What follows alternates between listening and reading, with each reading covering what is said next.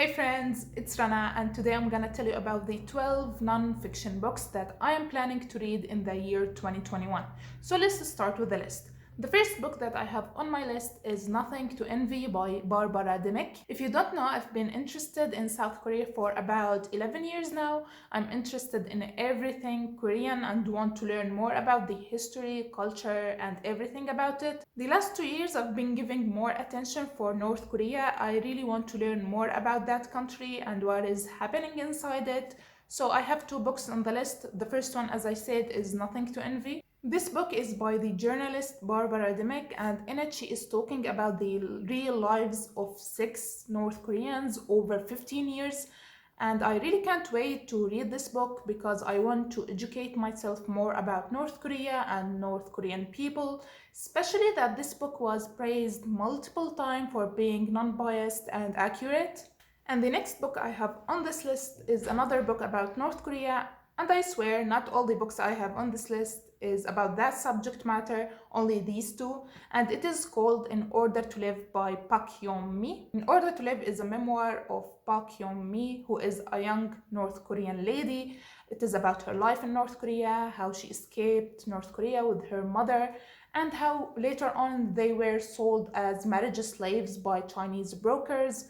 I know the book is gonna be a heavy book to read, and because they went through many hardships, but I really can't wait to read it and learn more about Park Hyun-mi's life. The next book I have on my list is Goodbye Sarajevo by Ad Karid and Hannah Scofield.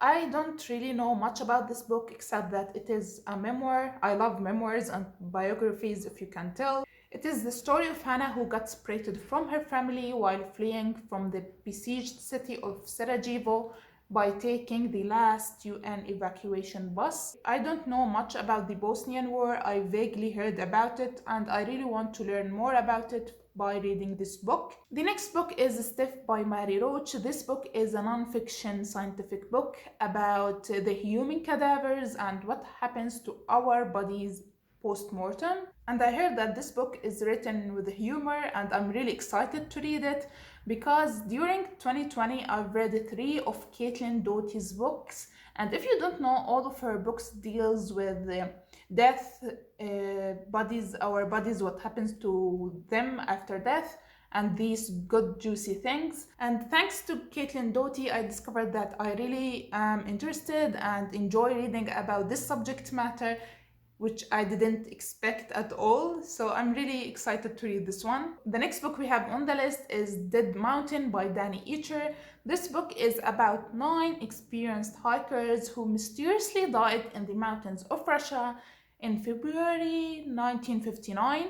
I am obsessed with this story because I watched many documentaries about it and videos trying to explain what really happened with them. This book is all about their story and the author's investigations about their mysterious death and giving all the possible scenarios of what really happened. I'm really looking forward to read this book because, as I said, I'm obsessed with this story.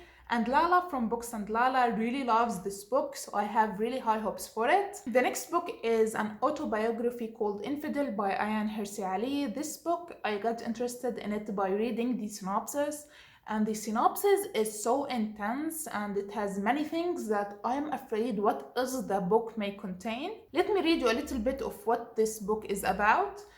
It is an autobiography of Ayaan Hirsi Ali, a political figure in the Netherlands who was threatened to be killed by the same person who killed Theo van Gogh, who I don't really know who is he. It is her long story from surviving a civil war, escaping a forced marriage, seeking asylum in the Netherlands, fighting for the rights of Muslim women, and being a member of the parliament, and being stripped of her citizenship. That's small part of the synopsis, and I really want to learn about this strong woman and to know what hardships she went through in her life as a African Muslim woman. The next book I have is Man's Search for Meaning by Viktor E. Frankl. This book, I've been interested in it for so many years and I don't know why I didn't pick it up yet. It is a philosophy and psychology nonfiction book, and it has lessons for spiritual survivor. It is also a memoir of Victor and his time he spent in the Nazi death camps. It is all based on his experience, and this book is on the top of my priority list for 2021. I really want to finally read it. The next book is This Is Going to Hurt by Adam Kay. It is another autobiography about the diary of a junior doctor. This book is supposed to be hilarious, terrifying, and heartbreaking, and this is the recipe for a book that I know I will love.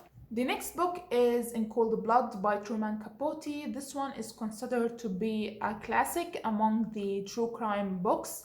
It is about the murder of 4 members of the Clutter family in 1959 who were savagely murdered by being shot in their faces. This book is about the murder, the investigations that led to the capture, the trial, and finally the execution of the killers. I am really interested in true crime stories as much as the next person, but I've never read a true crime book, and here is my chance in 2021. The next book is Invisible Women by Caroline Perez.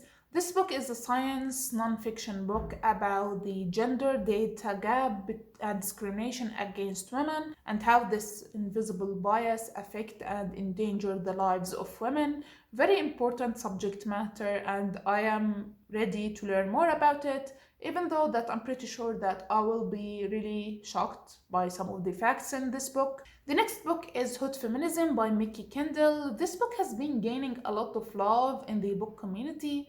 It is all about feminism, race, and social justice, and that's all I need to know to read this book. And the last book that I have on my list is The Morning They Came for Us by Janine Di Giovanni. So let me read you what this book is about, because my brain suddenly stopped working and I'm feeling a little bit tired, so bear with me.